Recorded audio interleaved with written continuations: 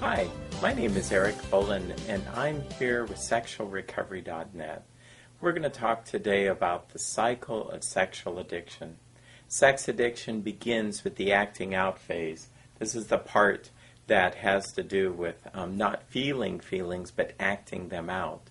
We also use acting out because it's kind of a simple euphemism. And then we have this is followed with guilt and shame and relief. There's a sense of relief that happens, but this is quickly met with guilt and shame, and sliding down, you'll see that there's this sense of how could I have done that? That's what guilt says.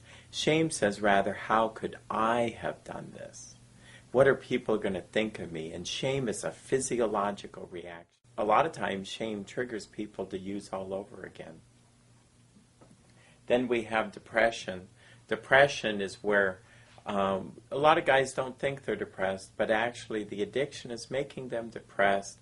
They actually have 4 core beliefs. I'm unlovable.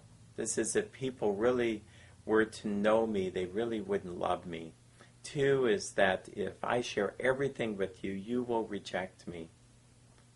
3 is where we actually have this sense of I can't really depend on anybody.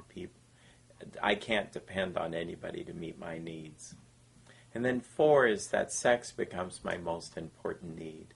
And so these 4 core beliefs cycle around and create the depression, which then mounts to anxiety, which causes a person to feel a sense of irritability, restless, discontent. And then there's a trigger, the top part. The trigger is where it can be an external trigger, which is where we actually are at a lake or a beach or somewhere.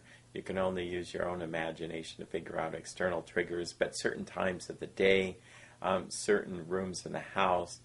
Internal triggers are grumpiness and irritability, a restlessness, a resentment, a fear, anxiety, this angst until one uses. And then there's met with the sex trance, which is where a person continues to use almost an automatic pilot.